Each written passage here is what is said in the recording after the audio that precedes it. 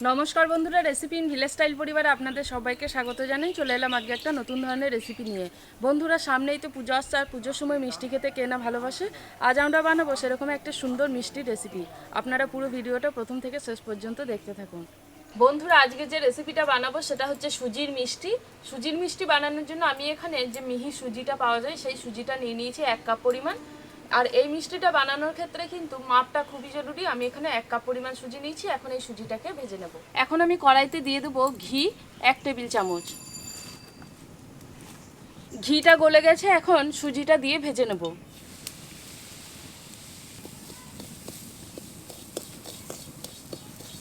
যখন সুজিটা ভাজবো তখন কিন্তু একদমই তাপ বেশি বাড়ানো যাবে না, অল্প আছে সুজিটাকে একটু সময় নিয়ে ভাজবো।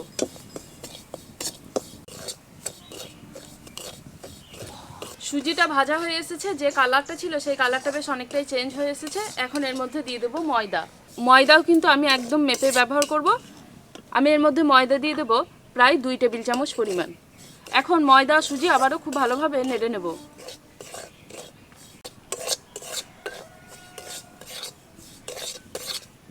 দেখুন বন্ধুরা, সুজি এবং ময়দা বেশ অনেকটাই ভাজা হয়ে এসেছে। কালারটা দেখুন একদম চেঞ্জ হয়ে গেছে। সুজি যখন কড়াইতে নাড়বো তখন কিন্তু জ্বালনটা একদম কম থাকবে। একদম কম তাপে সুজিটাকে খুব ভালোভাবে নেড়ে নেব। জাল যদি খুব বেশি থাকে তাহলে কিন্তু সুজি খুব ভালোভাবে ভাজা হবে না, আর খুব তাড়াতাড়ি পুড়েও যাবে। এখন এর মধ্যে দিয়ে দেব জল। আমি যে কাপের মাপ করে সুজি দিয়েছিলাম সেই কাপের মাপ করেই আমি দিয়ে দেব 2 কাপ পরিমাণ জল। যেহেতু আমি এখানে 1 কাপ সুজি দিয়েছি, জলটা ঠিক তার ডবল হবে, মানে 2 কাপ। 1 cup 2 cup. খুব ভালোভাবে এবার সুজি এবং ময়দার সাথে মিশিয়ে নেব।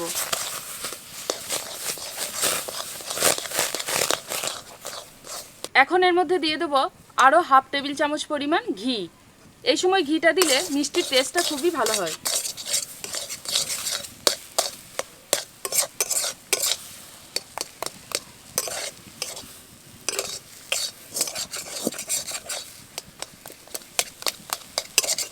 এই সময় কিন্তু সুজিটাকে খুব ভালোভাবে নাড়তে হবে, যাতে কোনো রকম দলাভাব না থাকে আর যাতে কড়াইয়ের সাথে লেগে না যায়।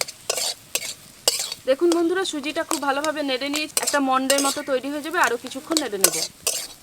সুজি এবং ময়দার এই মিশ্রণটা ঠিকঠাক হয়েছে কিনা বুঝবো কিভাবে? হাতের মধ্যে একটুখানি নেব, এভাবে গোল করব। দেখুন খুব ভালোভাবে গোল হয়ে যাচ্ছে। হাতের মধ্যে কিন্তু একটুও চিটচিটে হয়ে লাগছে না, অথচ খুব সুন্দরভাবে গোল হয়ে যাচ্ছে। তাহলেই বুঝবো আমাদের মিষ্টি বাঁধাটা একদম ঠিকঠাক হবে।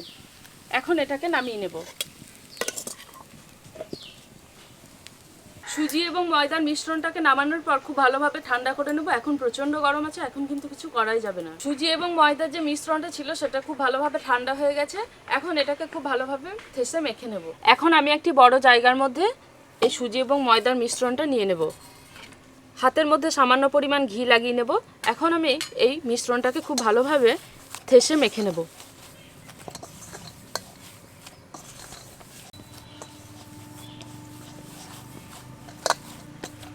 কিছুক্ষণ আমি এই মিশ্রণটাকে মেখে নিয়েছি। দেখুন বন্ধুরা, এখন একদম ডোয়ের মতো হয়ে গেছে। কতটা স্মুথ হয়েছে দেখুন। এখন আমি এখান থেকে মিষ্টিগুলো বানিয়ে নেব। এবার আমি এই ডোয়ের থেকে কিছুটা অংশ নিয়ে নিয়েছি, এভাবে হাত দিয়ে চেপটে দিয়েছি। এবার আমি বেলন দিয়ে হালকা করে এটাকে বেলে নেব। খুব বেশি কিন্তু চাপ দেব না, একদম হালকা। এটাকে যখন বেলবো তখন কিন্তু একদমই কিছু পাতলা করব না, একটু মোটা থাকবে। যে থিকনেসটা আছে দেখতে পাচ্ছেন, এই থিকনেসটাই কিন্তু থাকবে। এখন আমি এটাকে 4 কোনা করে কেটে নেব।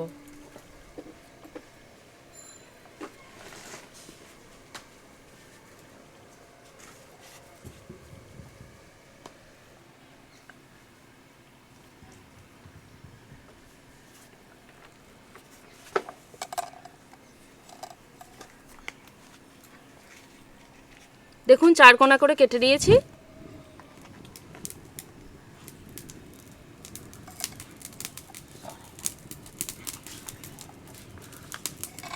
পাশের যে ছোট টুকরোগুলো ছিল সেটাকে এভাবে গোল করে নিয়েছি। এবার হাত দিয়ে সামান্য চেপটে দেব।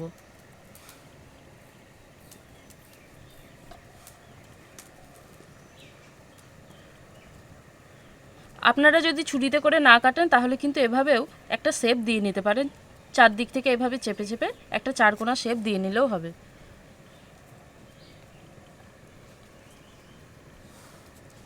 আরও একটা অংশ আমি নিয়ে নিয়েছি, এটাকেও ঠিক একইভাবে হাত দিয়ে চেপে বেলে নেব।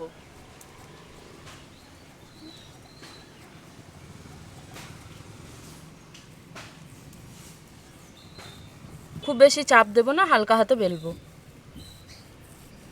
ঠিক একইভাবে আমি চারদিক থেকে সমান করে কেটে নেব। এবার এটাকে মধ্যখান থেকে 4 ভাগ করে নেব।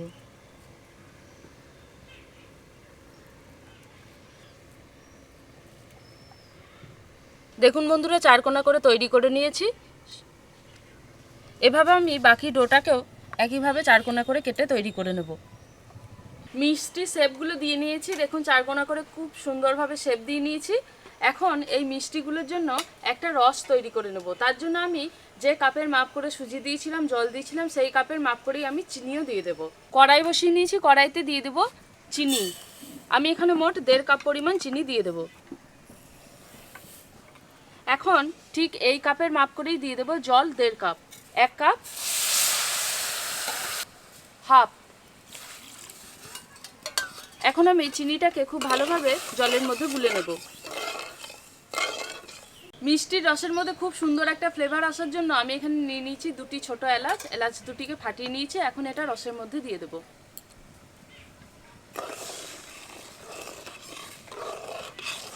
দেখুন বন্ধুরা, চিনিটা খুব ভালোভাবে জলের মধ্যে গুলে গেছে। এখন কিন্তু রসটা চিটচিটে হয়নি একটুও। আর এক্ষেত্রে কিন্তু রসটাকে 1 শিরা বা 2 শিরা বানানোর দরকার নেই, একটু রসটা চিটচিটে হলেই হবে। এখনও কিন্তু জলটা ফোটেনি, জলটাকে খুব ভালোভাবে আগে ফুটিয়ে নেব। দেখুন বন্ধুরা, রসের কালারটা আস্তে আস্তে একদম চেঞ্জ হয়ে গেছে।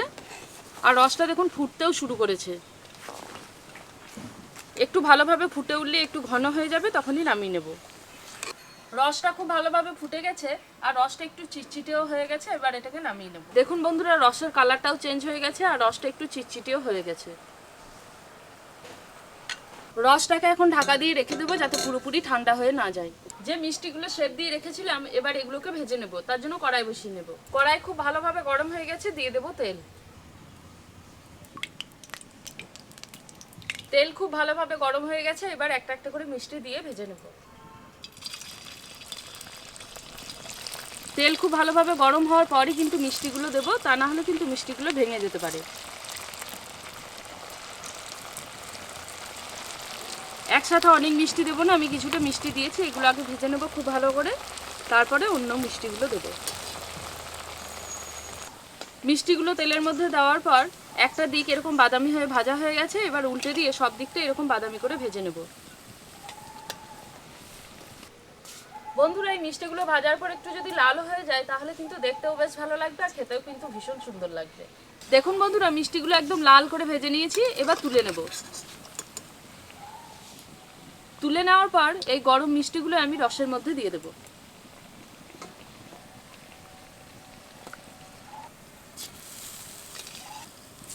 আবারও রসটাকে ঢাকা দিয়ে দেবো। মিষ্টির টুকরো দিয়ে ভেজে নেব।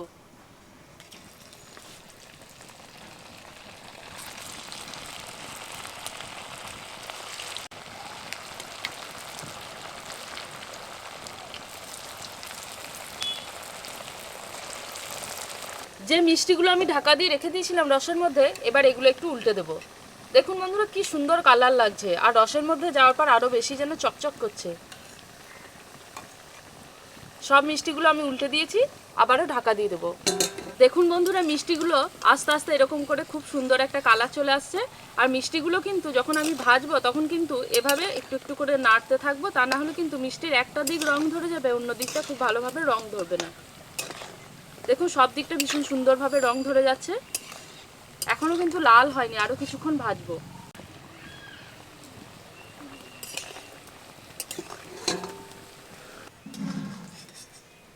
দ্বিতীয়বারের যে মিষ্টিগুলো ভাজতে দিয়েছিলাম, দেখুন কি সুন্দর লাল হয়ে ভাজা হয়ে গেছে। এবার নামিয়ে নেব।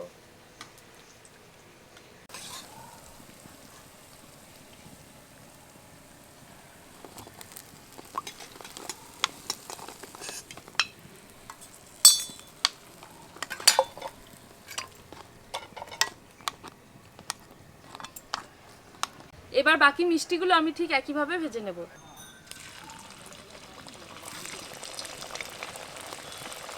দেখুন বন্ধুরা, মিষ্টিগুলো কি সুন্দর রসের মধ্যে ভাসছে আর কি সুন্দর কালারটা হয়েছে দেখুন। এখন এই মিষ্টিগুলো আমি রসের মধ্যে ডুবিয়ে রেখে দেবো প্রায় 2 ঘন্টা। যত বেশিক্ষণ সময় ধরে আমি রসের মধ্যে ডুবিয়ে রাখবো, ততই কিন্তু মিষ্টিগুলো নরম তুলতুলে স্পঞ্জি হবে আর ভালোভাবে ফুলবেও। তাহলে বন্ধুরা, দেখা হচ্ছে 2 ঘন্টা পর।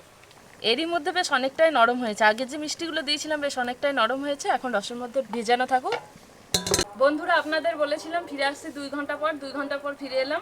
তার সাথে আছে মিষ্টি। দেখুন আপনারা একবার মিষ্টিটা কীরকম হয়েছে। দেখুন বন্ধুরা কি সুন্দর হয়েছে, দেখুন এত সুন্দর দেখতে হয়েছে আর এত সুন্দর কালার হয়েছে দেখুন। আর রসের মধ্যে ডোবার পর আরও বেশি যেন চকচক করছে। দেখুন কি সুন্দর লাগছে দেখতে। আর যে পরিমাণ এখানে রস ছিল, রসটা দেখুন প্রায় অনেকটাই টেনে গেছে। এই মিষ্টিতে কিন্তু খুব বেশি রস থাকেও না, দেখুন খুব কম রস আছে। আর এত সুন্দরভাবে এত সুন্দর নরম হয়েছে মিষ্টিগুলো, প্রত্যেকটা মিষ্টি ভীষণ সুন্দরভাবে রসের মধ্যে ভিজে গেছে, দেখতেই অপূর্ব লাগছে।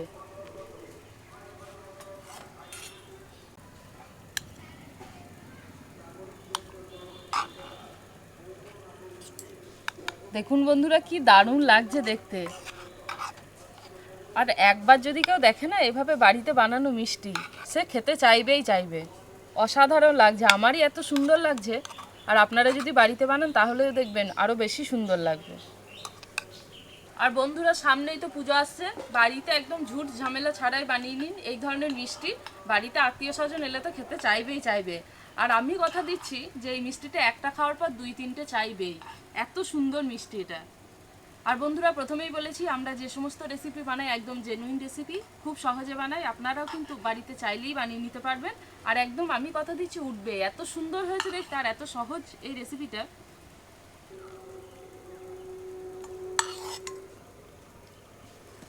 আর যেটুকু মিষ্টির রসটা আছে সেটা উপর থেকে এভাবে ছড়িয়ে দেব। দেখুন কি গ্লসি লাগছে, একদম চকচক করছে সমস্ত মিষ্টি।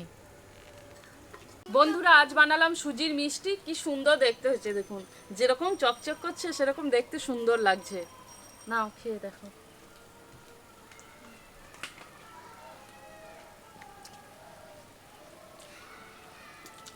এত সুন্দর লাগছে খেতে, দারুণ, পুরো রসে ভরপুর হয়ে গেছে, কতটা ফুলে গেছে আর এত সুন্দর নরম হয়েছে না, দাঁতে দিলেই কাটা হয়ে যাবে। দারুণ দারুণ খেতে হয়েছে, মুখে দিলেই মিলিয়ে যাচ্ছে। ওই যে বললাম বাড়িতে একবার বানাবেন, আত্মীয় স্বজন এলে একটা দিলে 2-3টে চাইবেই। ব্যাপক লাগছে খেতে, মানে আমার এত সুন্দর লাগছে এখনই মনে হচ্ছে না পুরো প্লেট শেষ করে দেবো। ভীষণ সুন্দর হয়েছে।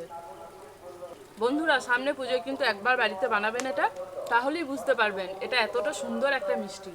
বন্ধুরা আমাদের এই সুজির মিষ্টি রেসিপিটা আপনাদের কেমন লাগলো জানাবেন কমেন্ট করে। ভালো লাগলে কিন্তু অবশ্যই লাইক কমেন্ট শেয়ার করবেন। এখনো পর্যন্ত সাবস্ক্রাইব করে না থাকলে আমাদের channel recipe in village style চ্যানেলটা সাবস্ক্রাইব করে আমাদের পাশে থাকবেন। আর পাশে থাকা বেল আইকনটা অতি অবশ্যই ক্লিক করে দেবেন।